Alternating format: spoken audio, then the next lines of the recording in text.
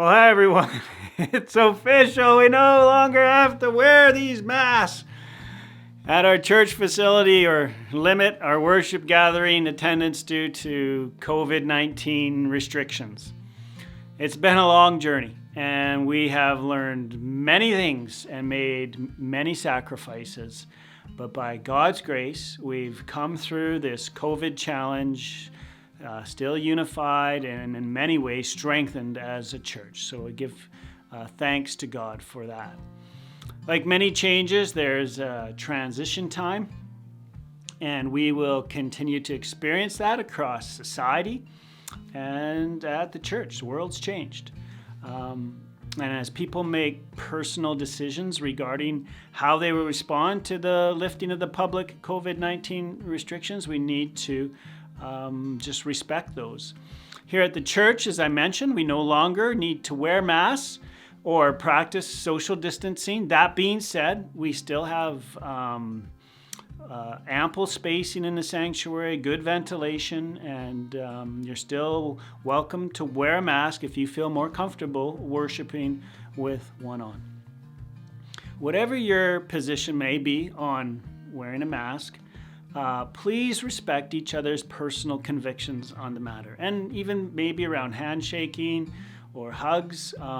Hey, I'll be shaking your hand, but there's other people that just don't feel comfortable with that right now. So let's respect people's personal preferences. We may not have to practice physical spacing anymore, but we will continue to be a spacious place of grace. Folks, we need Still Heights to be holy ground, a place where we meet Christ, where we live out Christ's commands by faith and by standing together in His grace.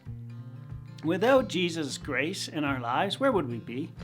And when we tend to forget about God's grace, we become rigid.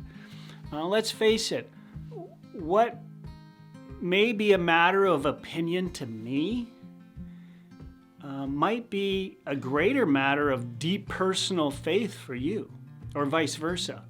And our differences in convictions can easily divide us. The Apostle Paul taught on this matter of worship preferences and practices and convictions in 1 Corinthians 8, verse 9, when he wrote, "Be careful, however, that the exercise of your rights does not become a stumbling block to the weak of conscience." Paul was dealing with this diverse worship preferences and convictions that were there between Jewish and Gentile believers in the early church.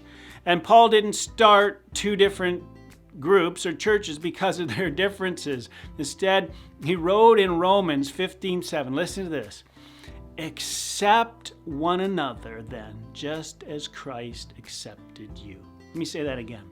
"Accept one another then, just as Christ accepted you, in order to bring praise to God."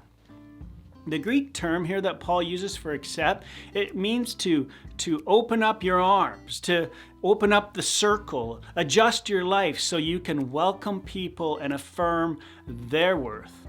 This doesn't mean we just tolerate one another.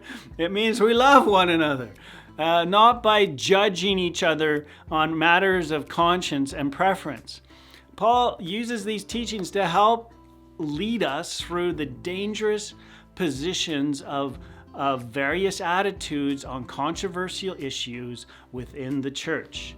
Paul is not suggesting we ignore the truth of Scripture and the convictions of a Spirit-informed conscience. Yes, there are times for correction, but more often than not, we need to create more room for grace and acceptance. As I heard from a brother not too long ago, he said, we need to remember the 8th beatitude. "Blessed are the flexible, for they will not be bent out of shape." We could replace the flexible with grace-based people, for they will not be bent out of shape.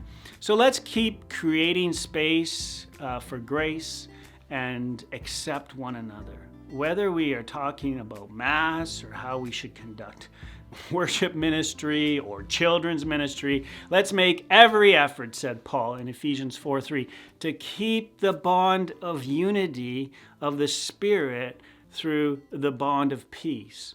To make every effort to keep the bond of peace. Still Heights, I see this teaching modeled in so many of your lives, and your positive attitudes as we've merged together as one church, and the way that you've treated one another has just been a great example of what the gospel is all about. So let's keep being kind. Let's keep being considerate to one another for the sake of Christ and for his church. Well, sadly, the war in the Ukraine rages on, and many innocent people are suffering. Last week, I mentioned about an opportunity to give to the North American Baptist Ukraine Relief Fund. You can do that by going to the link found in the email that accompanies this video. You can also give through our offering by designating your offering NAB World Relief Ukraine Crisis Fund. NAB World Relief Ukraine Crisis Fund. There is a good description of how those funds will be used to support Ukrainian refugees at nabconference.org. nabconference.org. There's also another way you can help support Ukrainian refugees who are coming to Canada, and that is through our friends at the Refugee Bridge, which is a ministry we endorse here at Steele Heights, and I included their contact information in the email as well.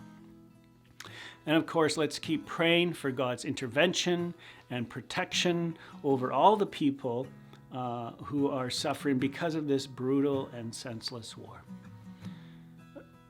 God's peace be with you, Steele Heights.